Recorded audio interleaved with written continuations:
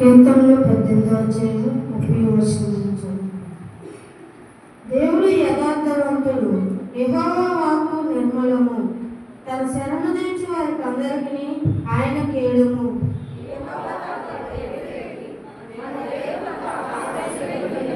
నాకు బలము ధరింపచేయువాడు ఆయనే, నన్ను యథార్థ మార్గమున నడిపించువాడు ఆయనే.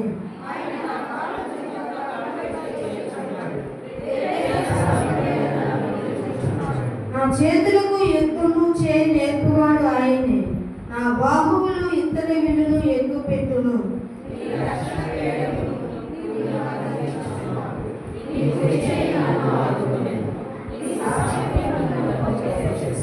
నా పాదములకు చోటు విశాలపరిచితివి, నా చీలమండలు బెనకలేదు.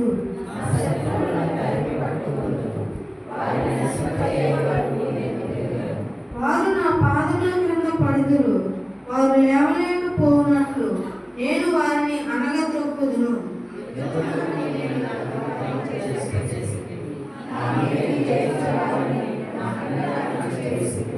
నా శత్రువులను వెనుకకు నీవు మల్ల చేసితివి, నన్ను ద్వేషించు వారిని నేను నిర్మూలన చేసితిని.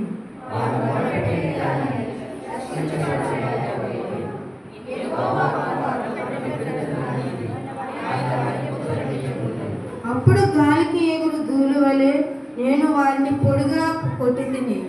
వీధుల పెంటను ఒకడు పారబోయినట్లు నేను వారిని పారబోసితిని.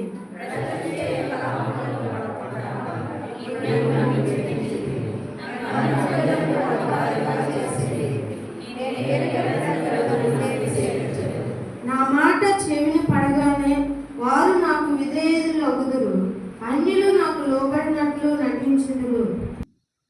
దేవునికి మహిమ కలుగును గాక. ప్రభునందు ప్రియమైన వారలారా, ప్రభుని యేసుక్రీస్తు వారి యొక్క ప్రశస్తమైన నామములో మీ అందరికీ శుభవందనాలు తెలియజేస్తున్నాను. ఈ పరిశుద్ధ విశ్రాంతి ఆరాధన కొరకు ఏర్పాటు చేయబడినటువంటి ధ్యాన భాగముగా మత్తయి సువార్త 5వ అధ్యాయము 13వ వచనం. మత్తయి సువార్త 5వ అధ్యాయము 13వ వచనం. మీరు లోకమునకు ఉప్పై ఉన్నారు. ఉప్పు నిస్సారమైతే అది దేని వలన సారము పొందును? అది బయట పారవేయబడి మనుష్యుల చేత తొక్కబడుటకే గాని మరి దేనికిని పనికిరాదు. ఇక్కడ చూసినట్లయితే యేసుక్రీస్తు ప్రభువారు మీరు లోకమునకు ఉప్పై ఉన్నారంటున్నారు. ఇంకే వస్తువు దొరకలేదా? ఉప్పు. మీరు లోకమునకు ఉప్పై ఉన్నారంటున్నారు. లోకానికే మీరు ఉప్పై ఉన్నారని ప్రభు సెలవిస్తున్నారు. ఎందుకు ఉప్పుతో పోల్చారు? చూడండి, షావుకారులు కొట్లో సామాన్లని కొట్లోనే ఉంటాయి, కానీ ఉప్పు మాత్రం బయట పెడతాడు. ఉప్పు బయట వదిలేస్తాడు బాస్తా. మరి ఇప్పుడు పరిస్థితి ఏంటో కానీ మేము చిన్నప్పుడు ఉప్పు బాస్తా బయటే వదిలేసేవాడు. దీన్ని ఎవడ పట్టుకెళ్తాడు? కుక్కలు వచ్చి ఇష్టానుసారంగా వారి కార్యకలాపాలు అవి చేస్తూ ఉంటాయి. కానీ ఇక్కడ చూసినట్లయితే మీరు లోకమునకు ఉప్పై ఉన్నారంటే దాని అర్థం ఏంటంటే లోకానికి మీరు చాలా చులకనగా, తేలికగా, విలువలేని వారుగా కనిపిస్తున్నారు లోకానికి. అలాగే ఉప్పు దేనితో పోల్చారంటే మన యొక్క ఆత్మీయ స్థితికి ప్రభు పోలుస్తున్నారు. లోకానికే మీరు ఉప్పు, ప్రపంచానికే మీరు ఉప్పు. ఆ ఉప్పు ఒకవేళ నిస్సారంగా ఉందనుకోండి, సారం లేనిదిగా, ఉప్పు లేనిదిగా ఉందనుకోండి, ఆ ఉప్పు దేనివల్ల మళ్ళా సారం కలుగుతుంది? దేనివల్ల మళ్ళా ఆ ఉప్పు గుణం మళ్ళా కలిగి ఉంటుంది? అది బయట పారవేయబడి మనుష్యుల చేత తొక్కబడుటకే గాని మరి దేనికిని పనికిరాదు. ఉప్పు సారం మనం కలిగి ఉన్నామా? ఉప్పు సారం మనలో లేకపోతే మనం ఎందుకు పనికిరాము?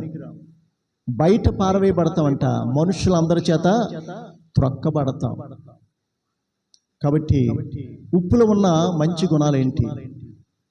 ఉప్పు త్వరగా ఏ పదార్థంలోనైనా కలిసిపోద్ది. ఉప్పు ఆ పదార్థంలో కలిసిపోయి దానికి రుచినిస్తుంది. అలాగే ఉప్పు కొన్ని పదార్థాలను చెడిపోకుండా కాపాడుతుంది. ఎందుకు ఉప్పుతో పోల్చారని నేను చాలాసార్లు ఆలోచించినప్పుడు నిజంగా దేవుని యొక్క జ్ఞానం అద్భుతం. మనం అందరితో ఏమై ఉండాలండి, లోకస్తుల వాళ్ళు ఎవరైనా సరే, దేవుని ఎరిగినా ఎరక్కపోయినా సరే, లోకానికి నువ్వు ఉప్పై ఉన్న వాళ్ళ సంగతి నువ్వు ఎప్పుడు మర్చిపోకూడదు. ఈ లోకంలో మనుషులను బాగు చేసే వ్యక్తిగా, రుచిలేని జీవితాలు, నిర్జీవంగా నిర్వీర్యంగా ఉన్న జీవితాల్ని జీవింపచేసేటటువంటి ఆ యొక్క ఉద్యమం నీలో ఉందని దేవుడు సెలవిస్తున్నాడు. ఒకటి, త్వరగా కలిసిపోయి ఆ యొక్క పదార్థానికి రుచి కలుగు చేస్తుంది. అలాగే ఉప్పు కొన్ని పదార్థాలను పాడవకుండా కాపాడుతుంది. చూడండి, పచ్చళ్ళు పడతారు, ఆ మొక్కలు ఎందులో ఊరేస్తారండి? అలాగే ఉప్పు చేప ఉంటుంది, ఉప్పు చేప మధ్యకి కోసేసి ఎండలో పడేస్తే సరిపోద్దా? అది ఉప్పులో ఉంటేనే ఎన్ని సంవత్సరాలైనా నిల్వ ఉంటుంది. అంటే ఉప్పుకి ఏ గుణం ఉందంటే పాడైపోతున్నటువంటి దాన్ని బాగు చేసే గుణము, పాడవకుండా కాపాడేటటువంటి గుణం. అలాగే కొన్ని మృత కళేబరాలు, ఈ జంతువుల్ని పశువులు కప్పెట్టినప్పుడు దాని మీద ఏమేస్తారంటే ఉప్పు వేస్తారు. ఎందుకంటే ఒకవేళ ఏదైనా తవ్వినా సరే అది కంపు కొట్టకుండా ఉప్పు ఆ యొక్క మృత కళేబరాన్ని వాసన రాకుండా చూస్తుంది. అలాగే కొబ్బరి చెట్లు మొగుల్లో కూడా ఉప్పు మూటలు పెడతారు. కారణం ఏంటంటే అది త్వరగా గెలలు వేయాలని. కాబట్టి ఉప్పు అనేది చాలా లోకానికి పనికొచ్చేదిగా ఉంది. చూడండి, ఎంత టేస్ట్గా నువ్వు చికెన్ బిర్యానీ కానీ, మటన్ ఫ్రై కానీ, ఫిష్ ఫ్రై కానీ, లేదా రుచిగా ఒక పరవన్నం కానీ, లేదా ఒక సేమియా కానీ మనం వండినప్పుడు ఖచ్చితంగా అందులో ఎంతో కొంత ఉప్పు వేసి తీరాలి. ఎంత రుచికరమైన, ఎంత ఖరీదైనటువంటి భోజన పదార్థమైనా ఉప్పు లేదనుకోండి, చప్పగా ఉందనుకోండి, మిగతా నువ్వు వేసిన పదార్థాలన్నీ కూడా వ్యర్థమే. చప్పగా ఉందంటే ఎవరు తినరు. నిజమే, చాలా కాస్ట్లీగా కొన్నాం ఆ యొక్క నాన్ వెజ్, అనేక రకాల పదార్థాలు ఉన్నాయి, కానీ అందులో ఉప్పు లేదనుకోండి, ఉప్పు లేకపోతే దానికి రుచి ఉండదు, ఉప్పు లేకపోతే అది మధురంగా ఉండదు, ఉప్పు లేకపోతే అది తినడానికి ఎందుకు పనికి రాదు. చూడండి, నిమ్మకాయలు కూడా పంచదార వేస్తారు, నీచు వాసన వస్తుంది. అదే చిన్న ఉప్పు వేస్తారు అనుకోండి, మంచి టేస్ట్ వస్తుంది. అలాగే పరవన్నంలో కూడా బెల్లం వేస్తారు లేదా పంచదార వేస్తారు, కానీ దానిలో కొంత ఉప్పు వేస్తే అది చాలా క్వాలిటీగా, మంచి రుచిగా, టేస్ట్గా ఉంటుంది. కాబట్టి ఉప్పు లేనటువంటి పదార్థం అనేది లేదు. దేవుని స్తోత్రం. కాబట్టి ప్రభువు మనల్ని దేంతో పోల్చారండి? ఉప్పుతో పోల్చారు. మీరు లోకమునకే ఉప్పు అయి ఉన్నారు. ఉప్పు కానీ నిస్సారం అయితే అది దేని వలన సారము అవుతుంది?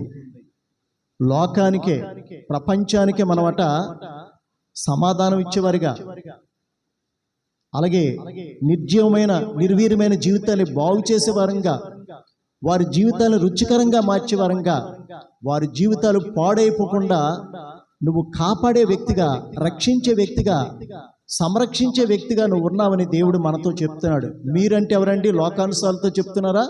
దేవుని బిడ్డలతో చెప్తున్నారా? దేవుని బిడ్డలతోనే, తన బిడ్డలతోనే, తన ప్రజలతోనే, తన విశ్వాసులతోనే, తన ఆత్మీయులతోనే, తన ఆత్మ ఉద్యమంతో నింపబడిన వారితోనే ప్రభు ఈ మాటలు చెప్తున్నారు. కాబట్టి నువ్వు సారం కలిగి ఉన్నావా? నిస్సారముగా ఉన్నావా?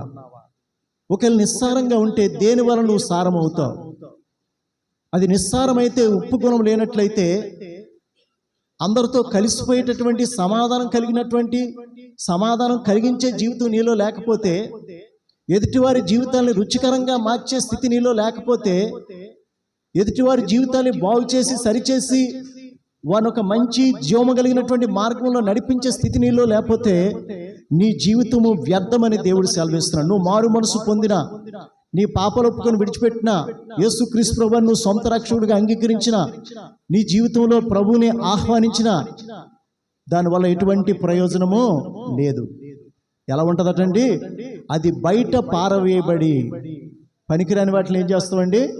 బయట పారేస్తాం. అది బయట పారవేయబడి మనుషుల కాళ్ళ కింద త్రొక్కబట్టే గాని మరి దేనికి నీ పనికిరాదు అని ప్రభు సెలవిస్తున్నాడు. బయట పారవేయబడి పనికిరాందిగా, ఉపయోగం లేనిదిగా, ఏ ప్రయోజనం లేనిదిగా అది బయట పారవేయబడుతుంది. అంతేకాకుండా మనుషుల కాళ్ళ కింద వేసి వాటిని తొక్కేస్తారని చెప్పేసి అందుకు తప్ప మరి దేనికి పనికిరాదని దేవుని యొక్క వాక్యము స్పష్టంగా సెలవిస్తుంది. అనేక సంవత్సరాల నుంచి వాక్యం వింటున్నాం, మందిరానికి వస్తున్నాం, కూడికలకు వస్తున్నాం, వాక్యం వింటున్నాం. నీలో దేవుని యొక్క సారము ఎంతవరకు నీలో పనిచేసింది? దేవుని యొక్క ఆ యొక్క జీవము, దేవుని యొక్క వెలుగు, తేజస్సు, మహిమ, దేవుని యొక్క ప్రేమ, జాలి, దయ, కనికరం, వాత్సల్యత నీలో ఎంతవరకు దాన్ని స్వీకరించగలిగావు? ఎంతమంది ఎదుట ఆ వెలుగును నువ్వు ప్రసరింప చేయగలుగుతున్నావు? జనులు మీ సత్క్రియలను చూచి పరలోకమందున నన్ను మహిమపరిచినట్లు వారి ఎదుట మీ వెలుగు ప్రకాశింపనీయుడి. ప్రకాశిస్తున్నామా? ఆ కింద భాగంలో వెలుగై ఉన్నారు అంటున్నాడు. వెలుగై ఉన్నారు. దీపం వెలిగించి కొంచెం కింద మంచం కింద పెట్టరు కానీ అది ఇంట నుండి వారందరికీ వెలిగించుటకై దీప స్తంభం మీదనే అది పెడతారని నేను లోకమునకు వెలుగై ఉన్నాను, నన్ను వెంబడించేవాడు చీకటిలో నడువక జీవపు వెలుగు కలిగి ఉంటాడని ప్రభు స్పష్టంగా తెలియచేస్తున్నాడు. ఈ దినాన మన ధ్యాన భాగం ఏంటంటే ఉప్పు. తెలుసండి ఉప్పు అంటే? అందరి ఇళ్లలో ఉందా లేదా? అది లేకపోతే ఏ పదార్థం లేదు. కానీ ప్రభు నిన్న అంటున్నాడు, నీవు లోకానికే వెలుగై ఉన్నావు, లోకానికే ఉప్పై ఉన్నావు. దేవుని స్తోత్రం. చూడండి ఒక మాట, 2వ రాజులు 2వ అధ్యాయము 19 నుంచి 22 వచనాలు. ఎలీషా తన శిష్యులతో ఒక క్రొత్త ప్రదేశానికి వెళ్ళారు.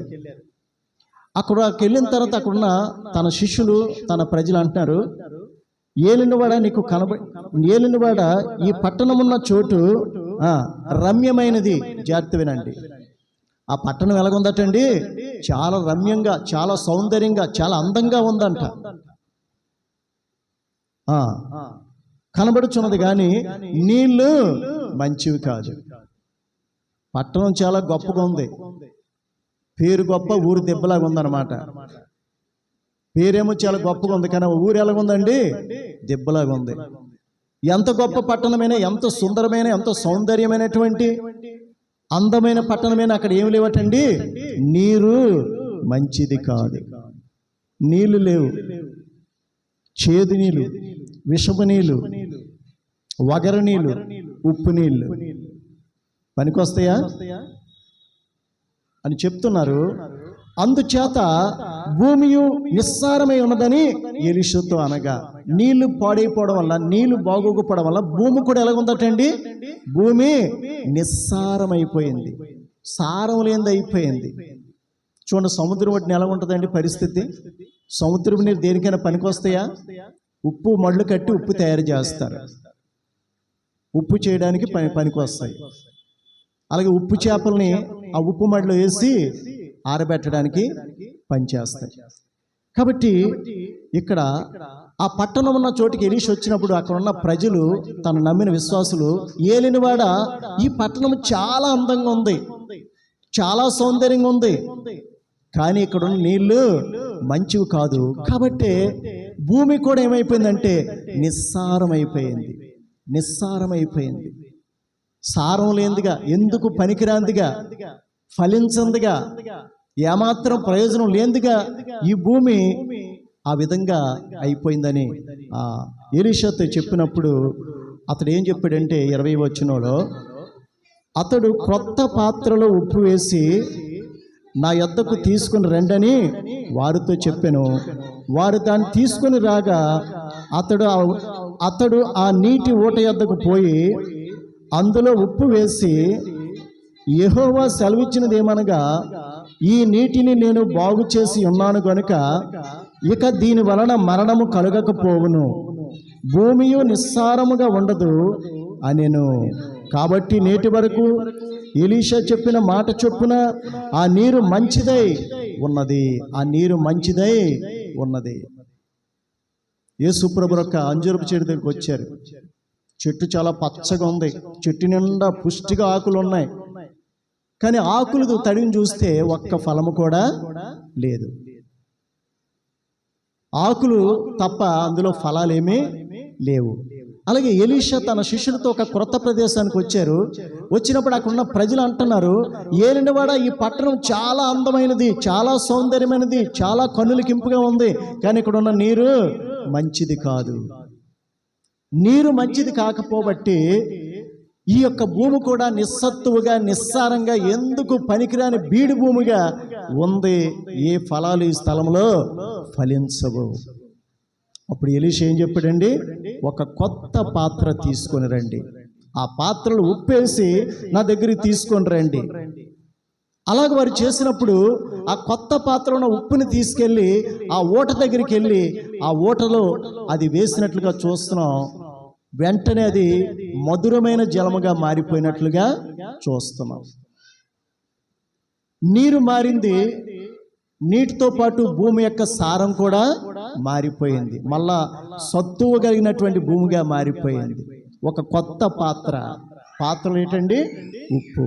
ఏంటి కొత్త పాత్ర అంటే, ఒకడు క్రొత్తగా జన్మించితే కానీ దేవుని రాజ్యాన్ని చూడలేడని మీతో నిశ్చయముగా చెప్పుచున్నాను. ఒకడు నీటి మూలముగా ఆత్మ మూలముగా జన్మించితే కానీ పరలోక రాజ్యంలో ప్రవేశింపలేడని మీతో నిశ్చయముగా చెప్పుచున్నాను. శరీర మూలముగా జన్మించినది శరీరమును, ఆత్మ మూలముగా జన్మించినది ఆత్మనై ఉన్నది. దేవుని స్తోత్రం. శరీర మూలంగా జన్మించిన జన్మతోనే ఇంకా జీవిస్తున్నావా, లేదంటే ఆత్మ మూలంగా జన్మించే జీవితంలో అడుగు పెట్టావా? శరీరానుసారమైన జీవితము మరణము, ఆత్మానుసారమైన జీవితము జీవమును సమాధానమునై ఉన్నదని వాక్యం సెలవిస్తుంది. కొత్త పాత్రలో ఉప్పు.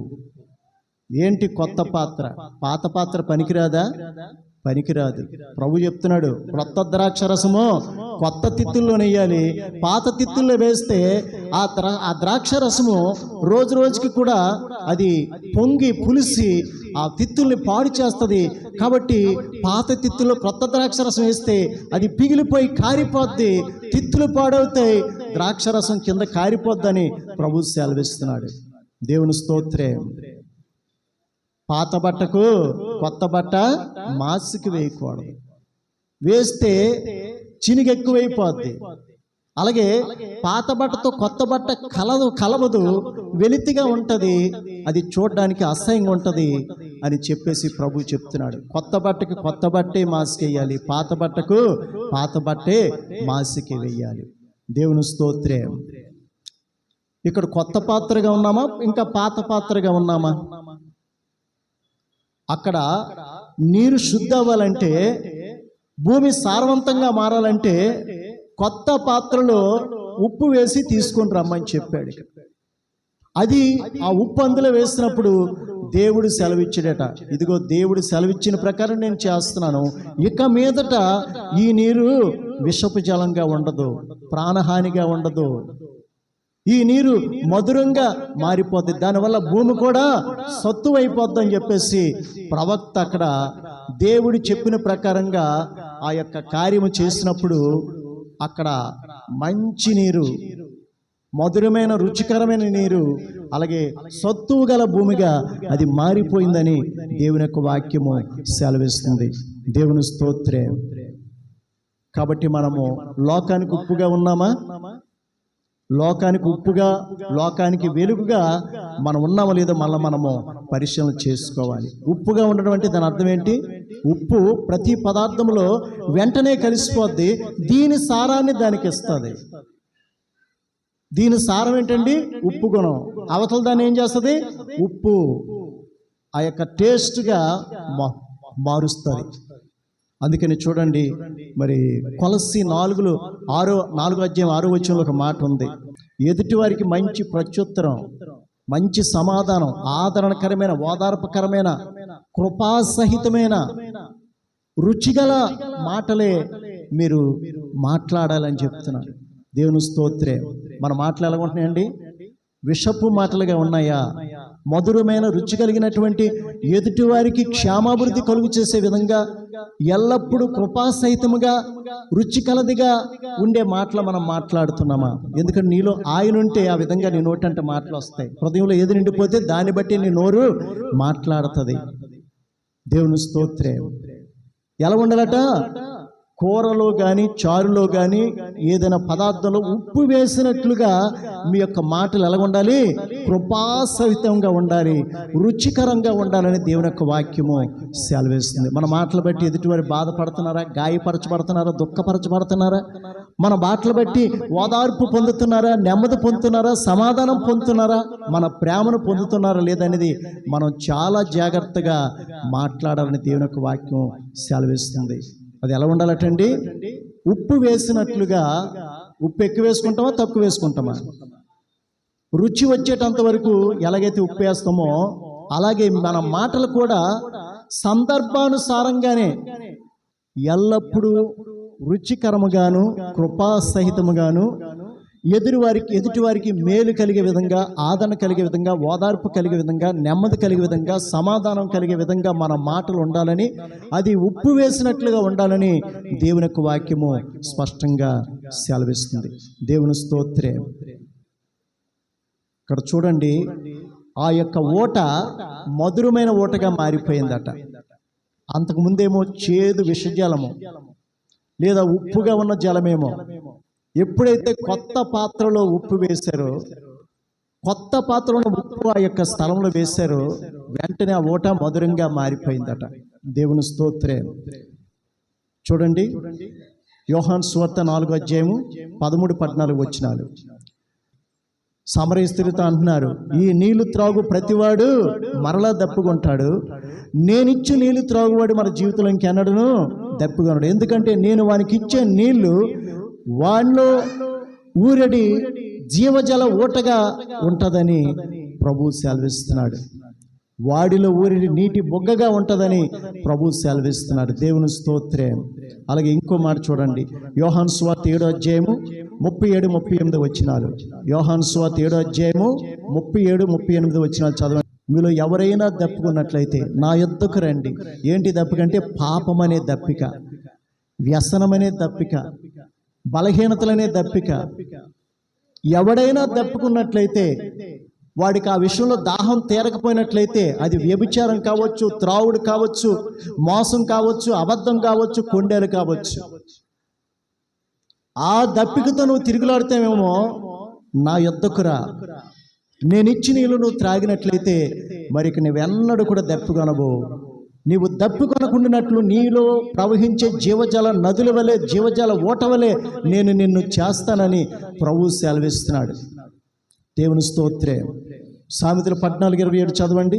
సామెతలు 14:27 త్వరగా చదవాలి. అట్టివారి పిల్లలకు ఏం కలుగుతుందటండి? ఆశ్రయస్థానం కలుగును. యెహోవా యందు భయభక్తులు కలిగి ఉండుట జీవపు ఓట, అది మరణ పాశముల నుండి విడిపించును. యెహోవా యందు భయభక్తులు కలిగి ఉండుట ఏంటండి? జీవపు ఓట. అది పాప పాశముల నుంచి, మరణ పాశముల నుంచి, పాతాళ పాశముల నుంచి నిన్ను విడిపిస్తుందని దేవుని యొక్క వాక్యము స్పష్టంగా సెలవిస్తుంది. కాబట్టి కొత్త పాత్రలో ఉప్పు వేసి తీసుకొచ్చినప్పుడు, ఆ కొత్త పాత్రలోని యొక్క ఉప్పు ఆ స్థలంలో వేసినప్పుడు నీరు మారిపోయింది. భూమి యొక్క నిస్సత్తువైనటువంటి ఆ భూమి యొక్క సారం కూడా మారిపోయిందని దేవుని యొక్క వాక్యం సెలవిస్తుంది. మనం ఏ పాత్రగా ఉన్నామండి? కొత్త పాత్రగా ఉన్నామా, పాత పాత్రగా ఉన్నామా? పాత పాత్రగా ఉంటే నీలో మేలుకరమైనది, ఆశీర్వాదకరమైనది, సమృద్ధికరమైనది, ఆరోగ్యకరమైనది ఏది నివసించదు నీలో. కొత్త పాత్రగా మారితే అపోస్తలుడైన పౌలు చెప్తున్నాడు, మా యొక్క సామర్థ్యము మా మూలమైనట్టుదిగా కాక దేవుని మూలముగా అయినట్టుదిగా మంటి ఘటములైన మాలో మహిమైశ్వర్యమును కలిగి ఉన్నాం. మా సామర్థ్యము మా మూలముగా అయినట్టు కాక దేవుని మూలంగా అది అయినట్టు మంటి ఘటములలో ఆయన మహిమైశ్వర్యాన్ని మేము కలిగి ఉన్నామని ప్రభు స్పష్టంగా సెలవిస్తున్నాడు. దేవుని స్తోత్రం. కాబట్టి ఇక్కడ సారం లేదట ఆ స్థలంలో. పట్టణం చూస్తే చాలా అందంగా ఉంది, చాలా శోభనీయంగా ఉంది, చాలా అందంగా ఉంది, కానీ అక్కడ ఉన్న నీరు మంచిది కాదట. దానివల్ల భూమి యొక్క సారం కూడా కోల్పోయింది, నిస్సత్తుగా నిస్సారంగా ఉందంటున్నాడు భూమి. మరి ఇక్కడ చూసినట్లయితే చూడండి, ఇక్కడ ఆ నీరేంటి, ఆ భూమి ఏంటంటే మనమే ఆ యొక్క భూమి. ఆ సారం లేనటువంటి జీవితము మనదే. 92 కీర్తనలు మనం చూసాం కదా, 92:14 ఒక మంచి సాక్ష్యము అక్కడ చెప్తున్నారు. వృద్ధులైపోయినా సరే, చదవండి ఒకసారి కీర్తన 92:14. నాకు ఆశ్రయదుర్గమైన యెహోవా యథార్థవంతుడనియు, నాకు ఆశ్రయదుర్గమైన యెహోవా యథార్థవంతుడనియు, ఆయనలో ఏ చెడుతనము లేదనియు ప్రసిద్ధి చేయుటకై వారి ముసలితనమందు ఇంకా చిగురు పెట్టుదురు, సారము కలిగి పచ్చగా నుందురు. ఎవరటండి? నీతిమంతులుగా ఉన్నామా? నీతిమంతుడి యేసుప్రభు మాటలు మనం వింటలేదా? నీతిమంతులుగా ఎప్పుడు మనం మారుతాం?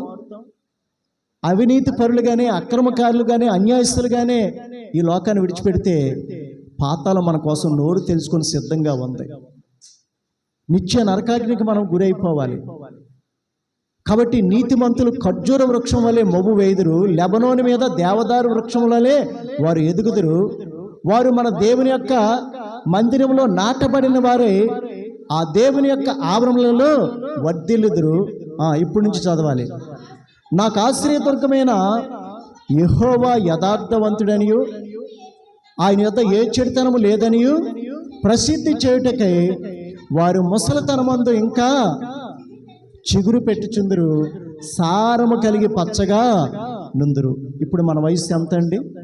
ఎన్ని సంవత్సరాలప్పుడు నువ్వు దేవుని నమ్ముకున్నావు? దేవుని నీకు ఎంత సీనియారిటీ ఉంది? ఎన్ని వాక్యాలు విన్నావు? ఎన్ని బోధలు, ఎన్ని సందేశాలు, ఎన్ని ఉపదేశాలు విన్నావు? నీలో కొంచెమైనా మార్పు వచ్చిందా? నీతిమంతులుగా ఉంటే వారి ఖర్జూర వృక్షం వలె మొవ్వు వేస్తారట. నాకు ఆశ్రయదుర్గమైన దేవుళ్ళలో ఏ చెడుతనం లేదని వారు మంచి సాక్ష్యం చెప్తారట. మరి వీళ్ళలో చెడుతనం ఉందా? ఆయనలో చెడుతనం లేదు కాబట్టి నాలో చెడుతనం లేదు. ఆయనలో జీవం ఉంది కాబట్టి నేను ఎప్పుడు కూడా పచ్చగా ఉంటాను, శ్రేష్టంగా ఉంటాను, ఆయన సారము కలిగి ఉంటాను. వృద్ధులైపోయినప్పటికి కూడా వారు వృద్ధాప్యంలోకి వచ్చినా సరే వారు ఏం సాక్షిస్తారటండి? నా దేవుడైన యెహోవా యథార్థవంతుడు, ఆయనలో ఏ చెడుతనము లేదు అని ప్రసిద్ధి చేయటకట. వారు వృద్ధాప్యం ముందు ఇంకా చిగురు పెడుతుంటారట, సారము కలిగి పచ్చగా ఉంటారని దేవుని యొక్క వాక్యము సెలవిస్తుంది. మనం ఎటువంటి సారం కలిగి ఉన్నాం? మందిరానికి వచ్చి ఏమి నేర్చుకుంటున్నాం? వాక్యమే వింటున్నామా? మనలోకి ఎందుకు దేవుని యొక్క సారం ఇంకా రాలేదు? మూసుకుపోయిన హృదయాలతో, వినలేని చెవులతో, చూడలేని కళ్ళతో, గ్రహించలేని హృదయంతో మన జీవితాలు ముగిసిపోతే అర్ధాంతరంగా మన జీవితము అధోగతి పాలైపోద్దని దేవుని యొక్క వాక్యము స్పష్టంగా సెలవిస్తుంది. దేవుని ఎందుకు నమ్మేమంటే దేవుడిలాగా ఉండడానికి, దేవుడిలాగా మనం మార్పు చెందడానికి, దేవుని ఉన్న సుగుణాలతో మనం నింపబడడానికి, మనము మన కుటుంబము అనేక మందికి ఆశీర్వాదకరంగా, అనేక మందికి దీవెనకరంగా, అనేక మందికి మాదిరిగా, మార్గదర్శులుగా, ఆదర్శంగా జీవించడానికి, అనేక మందిని ప్రభు సంధికి నడిపించడానికి మనము మార్పు చెందాము. అందుకే దేవుడు మనం ఈ లోకం నుంచి పిలిచాడు. లేవికాండము 2వ అధ్యాయం 13వ వచనం. లేవికాండము 2వ అధ్యాయము 13వ వచనం. దేవుడు ఏం కోరుతున్నాడు? ఆయనకు అర్పించే అర్పణలు, బలులు, నైవేద్యాలు, ధూపాలు ఎలా ఉండాలని కోరుతున్నాడు? మీరు అర్పించే ప్రతి అర్పణలోను, నైవేద్యంలోను నాకు అర్పించే వాటిలో ఖచ్చితంగా ఉప్పు ఉండాలని చెప్తున్నాడు. ప్రతి వస్తువులు కూడా నాకు ఉప్పు లేకుండా నాకు అర్పించకూడదని చెప్తున్నాడు. దేవుని స్తోత్రం. భక్తుడైన దావీదు అంటున్నాడు, నీవు బలిని కోరువాడవు కాదు, కోరిని ఎడలు నేను అర్పించదను. దహన బలి కూడా నీకు ఇష్టమైనది కాదు, విరిగి నలిగిన మనస్సే దేవునికి ఇష్టమైన బలియాగము. దేవా, విరిగి నలిగిన మనస్సు నువ్వు ఎంత మాత్రమునో అలక్ష్యము చేయవు. దేవుడు బలులు కోరుతున్నాడా? పాత నిబంధనలు అయితే దహన బలి, సమాధాన బలి, పాప పరిహారార్థ బలి అని బలులు ఉండేవి. ఇప్పుడు ఏంటండి బలి? మన మనస్సు, మన హృదయం, మన శరీరం, మన జీవితము, మన ఆలోచన, తలంపే దేవునికి ఇష్టమైన బలియాగంగా ఇంపైన సువాసనగా ఉండాలని దేవుడు కోరుతున్నాడు. అప్పుడు శరీర సంబంధమైన బలుల అర్పణలు ఇప్పుడు ఆత్మ సంబంధమైన బలుల అర్పణలు అర్పించాలని దేవుడు కోరుతున్నాడు. అన్నిట్లో ఏం కావాలంట? ఉప్పు ఉండాలని చెప్తున్నాడు. ఉప్పు లక్షణం ఉండాలని దేవుడు కోరుతున్నాడు. ఉప్పు ఏం చేస్తుందంటే అందరితో కూడా సమాధానం కలిగే విధంగా అన్నిట్లో కలిసిపోద్ది. వారికి ఉన్న చెడు గుణాన్ని తీసివేసి మంచి గుణంతో వారిని నింపి నిర్వీర్యమైన నిర్జీవమైన వారి జీవితాలను జీవం కలిగినటువంటి దేవునికి పనికొచ్చే పాత్రలుగా ఈ యొక్క ఉప్పు అనగా మనము చేస్తామని చెప్తుంది. ఎదుటి వారి యొక్క జీవితాలకు రుచికరమైన జీవితాలుగా, రుచికరమైన కుటుంబాలుగా చేయడానికి ఈ ఉప్పట అందరితో కలుస్తుంది, అందరికీ రుచిస్తుంది. అలాగే అందరి జీవితాలు పాడవకుండా వారిని బాగు చేసేటటువంటి, సరిచేసేటటువంటి, సరిదిద్దేటటువంటి స్థితి ఈ యొక్క ఉప్పుకుందని మన యొక్క మారు మనసు పొందిన మన హృదయాలు, జీవితాలకి ప్రభు మనల్ని ఉప్పుతో పోల్చి చెప్తూ ఉన్నారు. దేవుని స్తోత్రం. మారు మనసు పొంది మోకాళ్ళ మీద ఉండి ప్రార్థన చేసే వ్యక్తి యొక్క ఆ యొక్క ప్రార్థన ఎలా ఉంటుందంటే ఇంపైన సువాసనగా ప్రభువుకు ఉంటుందట. ఇంపైన సువాసన. బలుల కంటే, నైవేద్యాల కంటే నీతిమంతుడు చేసే ప్రార్థన దేవుడికి ఎంతో ఇంపైన సువాసనగా, ఎంతో ఇష్టంగా, ఎంతో రుచికరంగా ఉంటుందని దేవుని యొక్క వాక్యము స్పష్టంగా సెలవిస్తుంది. కాబట్టి ఇక్కడ చూసినట్లయితే దేవుని నైవేద్యముగా, దేవుని యొక్క అర్పణగా, దేవునికి బలియాగముగా, ఆత్మ సంబంధమైన బలు అర్పించుటకు మనము కూడా ఆయన యాజకులుగా, ఆయన కుమారులుగా, కుమార్తెలుగా మనం ఉండాలని దేవుని యొక్క వాక్యము స్పష్టంగా సెలవిస్తుంది. కాబట్టి మీరు లోకమునకు ఉప్పై ఉన్నారు. ఉప్పు నిస్సారమైతే అది దేని వలన సారము కలుగుతుంది? అది బయట పారవేయబడి మనుషుల చేత తొక్కబట్టే కానీ మరి దేనికి పనికిరాదని దేవుని యొక్క వాక్యము స్పష్టంగా సెలవిస్తుంది. దేవుడి పరిశుద్ధ మాటలు మనందరి వినికిల్లో, హృదయాల్లో నూరొంతులుగా ఫలింప చేయునుగాక. ఆమేన్.